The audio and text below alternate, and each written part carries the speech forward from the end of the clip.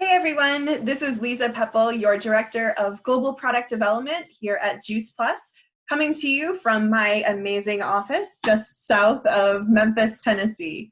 I have a couple of really interesting things to chat with you about today, and I'm going to have a couple special guests come on as well to help me explain some things and hopefully give you some great encouragement in these kind of crazy times. So the first thing I did want to chat with you about is the new product labels. So these are new labels that are required by the FDA, and they essentially showcase some different things on them. But, and this is the important thing, our products have not changed. So we haven't changed anything in the products, it's just how the government is requiring us to label them on the products. So you'll see some different things like new ways of highlighting in more bold print and bigger print calories and serving sizes. They've also included a line that's called added sugars. And this is interesting because they're essentially saying that they want people to be aware of how much added sugar is in a product. And what's interesting is their definition of added sugar. Their definition of added sugar is anything that contains sugar and if it's been modified. So it can run the gamut from refined sugars, bleached refined sugars, to fruit juice if it's been removed from the whole pulp. It can also include things like dehydrated fruits because those are what they're saying concentrating that sugar content. So we think of it a little bit differently, but we have to label it the way they require us to. So you will see that line added sugars, and it will highlight some of the sugars that are in the product. Again, the products have not changed and those nutrients have not changed. All of our products are still low glycemic, so they should be good for most people. Another thing that's changed is the nutrient declarations at the bottom of the nutrition panels. And that's changed for a couple of reasons. The government has actually changed their definition for daily values for some of those nutrients. And they've also changed how we label them. So before we used to label them only as percent DV or percent daily values. And now the government is requiring us to label them as both percent DV and as the actual nutrient content. And that's important because it actually highlights exactly how much of something is in the product. We think that's actually really great for our products. But what's interesting is that they actually label some of them very differently than people are used to seeing. So for most nutrients, it's labeled as milligrams of that particular nutrient. So milligrams of vitamin C, for example.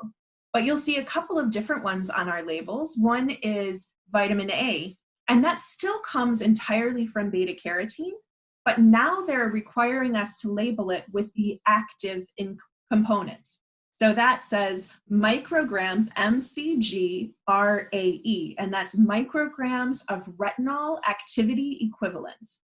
Essentially, that's just a way of leveling the playing field and making sure that everybody understands, depending on how you get that vitamin A in your body, it tells you, though, exactly how much vitamin A your body is going to be able to use from that.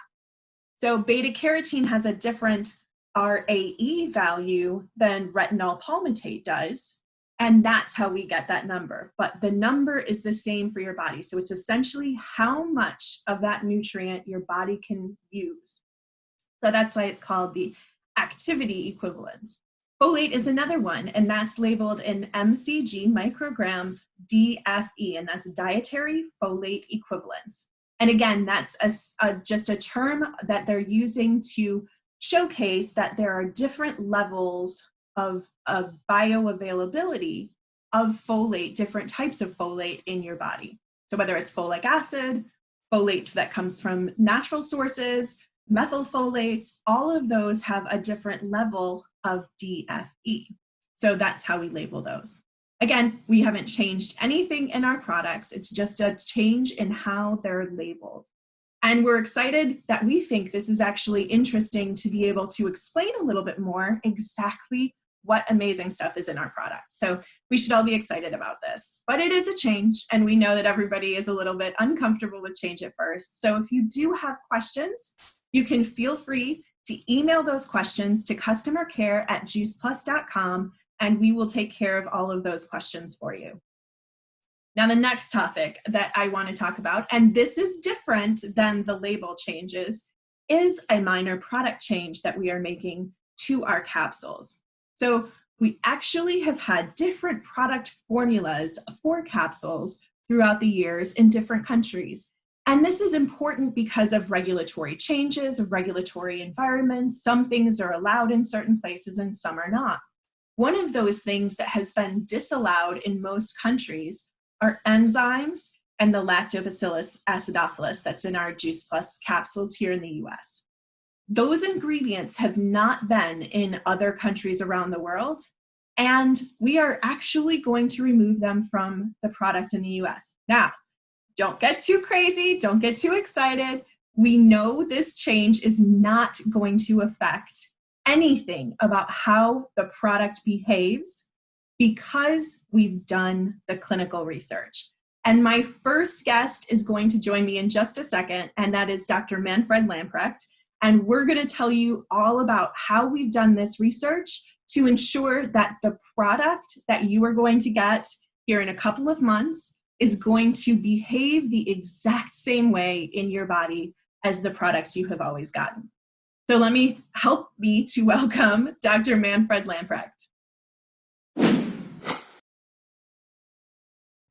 Well, and here is Dr. Manfred Lamprecht live from his basement in Austria. Thank you so much for joining us.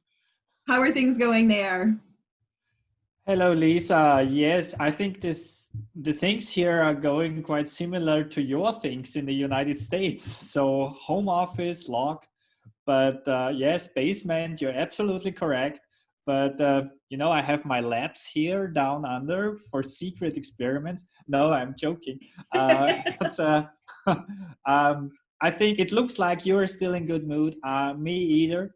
So I'm happy to join your video, and hello, everybody. So I'm looking forward to discuss a few things with you. Yes. So let's get into it. So I was telling everybody a little bit about some of the product changes that we're looking at doing, specifically around the removal of enzymes and probiotics here in the US formula. Can you tell us just a little bit about why we included those ingredients to begin with? Yes, sure. I mean, I wasn't involved beginning of the 90s when they had this idea, the fathers of this product, of this first product. But to feedback this in the past, I can very well imagine at this time it was a good idea to think about the involvement in implementing probiotics, also enzymes. This research on probiotics microbiome was at this time absolutely in the baby boots in the beginning.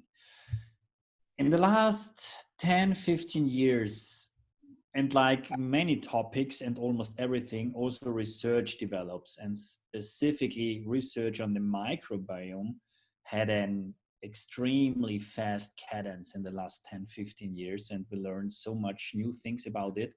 For example, that you need a certain amount of probiotics, of health beneficial bacteria. They need a specific environment where they feel well to exert their beneficial effects in the microbiome. And we found out that, I would say these are the two key reasons. And we found out that the probiotics in the product do not really harmonize with our natural plant-based powder concentrate. And so the idea in the beginning of 90s was excellent, but now we learned in the last 25 years, we have 25 years of Juice Plus research now, and even longer the product development, we learned that this doesn't work this way as it was originally intended. Exactly. So we've learned a lot more about our products, we've learned a lot more about our ingredients, and we've actually been able to modify our ingredients a little bit as well. So we've been able to optimize manufacturing to make sure that maybe we're holding on to some of those naturally occurring enzymes a little bit more than we had originally thought we might. So I think all of that kind of plays together to showcase that, you know, maybe these enzymes and probiotics aren't actually doing anything in addition to what the Juice Plus powders do. And we actually studied that. We did some behind the scenes and research on that as well. And so can you tell everybody a little bit about that research and what we did? Yes, thanks, Lisa, for bringing this up. This point is very important because I think it demonstrates the professionality in product development, and also that we can utilize our research know-how for behind the scenes studies.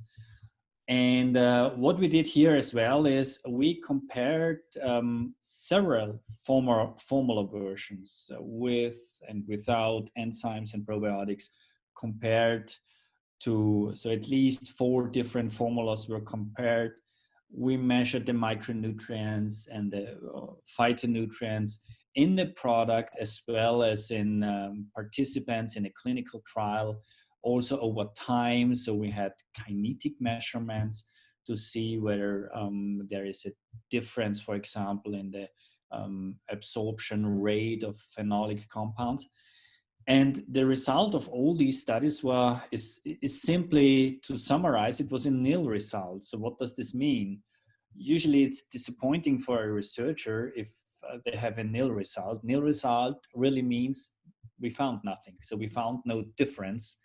But in this case, it was very valuable because it helped us to clearly find out that there is no difference whether you have the probiotics or the enzymes in or not.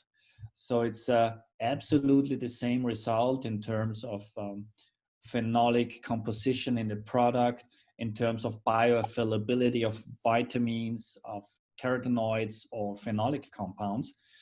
And this was also something that was helping us now for the decision, because we made it more or less to a tradition now in the last 7-8 years. And I mean, these trials were lasting a few years until we came to that decision finally, that if we modify something in formula or in this formula versions, we want to have it based on solid science, on data, on results, and not just only on belief. And I think this is very important. It's a decision we can really make with a 100% security that there is no difference, because we have the data and we have observed it, we have measured it, and therefore we are can absolutely be safe that on our results that there's no difference between these different kinds of formulas.